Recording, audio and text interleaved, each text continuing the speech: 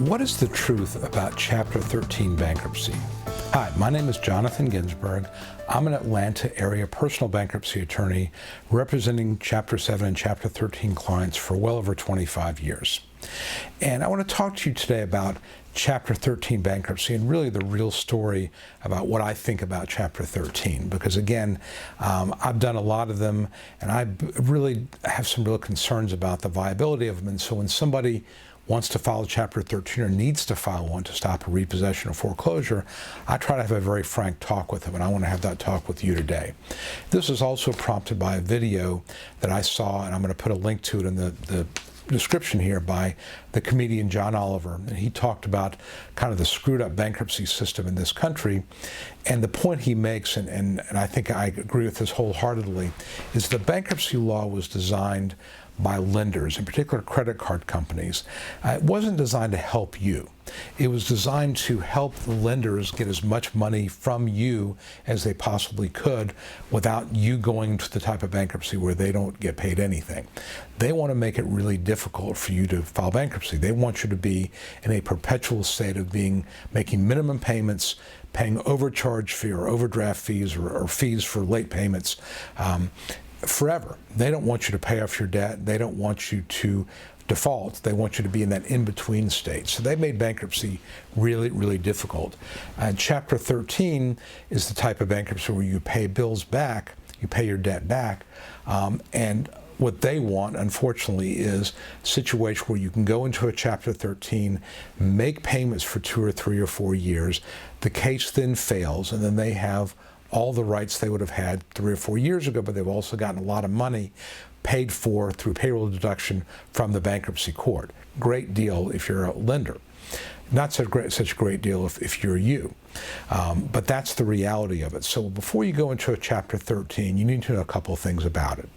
Number one is 7 out of 10 Chapter 13 cases fail before final discharge. Discharge meaning you get that piece of paper that says you fulfill the terms of your Chapter 13 payment plan, your debts are now discharged, whether you've paid them back under the plan at 1 penny on the dollar or 100 cents on the dollar without interest, you have now paid it all off.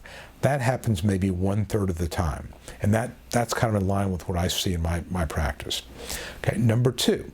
So that's one thing, it's not likely going to work. Number two is when you do a Chapter 13, when we file one, we've got to file a budget with it. And the budget basically shows this is how much money you're spending on essentials, food, utilities, insurance, things that you have to have, plus things that are outside the plan, which would be a mortgage payment, things that are inside the plan, a vehicle payment. It's a very, very strict budget. They don't let you put in there, $150 or $300 for, unexpected expenses. So the budget you file in year 1, in theory, is going to be the same budget you're going to be working with at year 3 or 4 or 5. Now, if you make more money, you have to amend your plan to show you've got more disposable money available, and they want a higher plan payment. If you make less money, you can amend in some cases and reduce it. But every time you amend, guess what? You're incurring more attorney's fees. So, not so easy to do. Plus, there's hearings involved. It's a pain to amend it. So basically, you're in a situation where you file a budget. There's no room in there for any sort of emergency. Well, how many of us go through 5 years without needing a set of tires, without having a water heater go bad, without needing a roof or roof repair, without having, unfortunately, to go to a funeral or to pay for a funeral, or having uninsured medical expenses you've got to come out of pocket for, or having your kid, need a uniform for a team that you've got to come out of pocket. These are things that were not expected, that were not accounted for in your original budget. And the problem there is that, yeah, there are ways around that. We can file an amended budget. We can ask for a temporary reduction in the Chapter 13 plan payment. But every time you do that, you're having to pay an attorney to do it. Now, most of the time, the attorney's fees are paid as part of your plan, but it starts to really add up. Add to that the attorney's fee for Chapter 13 are going to be a lot higher than Chapter 7 because it's a 5-year plan, 5 years of work. So when I put somebody in Chapter 13, I know that for the next 5 years, at any point in time, I'm going to get a phone call, I'm going to get a letter saying that there's a problem and I've got to deal with that. Some of that I build in because I know it's going to happen in every case. I build that into the fee I charge. Other things, we do it as kind of a pay-as-you-go. And again, it's paid through part of the plan. But whatever you're paying for Chapter 13, $4,000, $4,500, $5,000, which is kind of the typical range you see for it, a lot of times it ends up being more than that because there's additional work that has to be done. And it's unfortunate, but that's just the reality of it. So if you go into a Chapter 13, realize it's a really expensive way to go into bankruptcy, number one. Number two, it's probably not going to work. Number three is that you're always going to be looking over your shoulder because if there's anything unexpected, there's going to be a problem with it. And even positive things. For example, I've got a case now where my client was in a car accident and there's going to be a big settlement. Well, guess what? We've got to file a motion to get that settlement approved and then to work out a deal with the trustee to disperse the payments. The trustee is going to want some of those payments. Some of it can go to the debtor.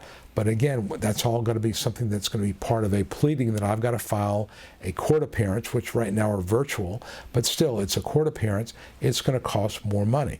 So I think you got to be really, really careful going into a Chapter 13. Now, obviously, there are circumstances where you have no choice.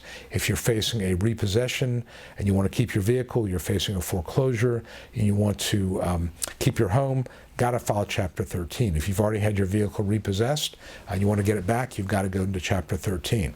But whenever I go into a Chapter 13 with somebody, I really want to sit down with them, make sure they understand, how difficult it is to make them work and the negative things that can happen, the negative being that the case gets dismissed and they end up back at square one despite putting a lot of money and putting their life on hold for a number of months or years. So you really want to make sure you're going with your eyes open. We are here to explain Chapter 13 to you if that's the route you think you want to go. My firm is called Ginsberg Law Offices. You can reach us at 770-393-4985. And if we can be of help to you, we'd love to do so. Our website is called Atlanta-bankruptcy-attorney.com. A lot of free information there, contact information. You read about me, the other attorneys in the office, and if we can be of help to you, we'd be happy to do so. So for now, this is Jonathan Ginsberg, wishing you all the best. Thanks a lot.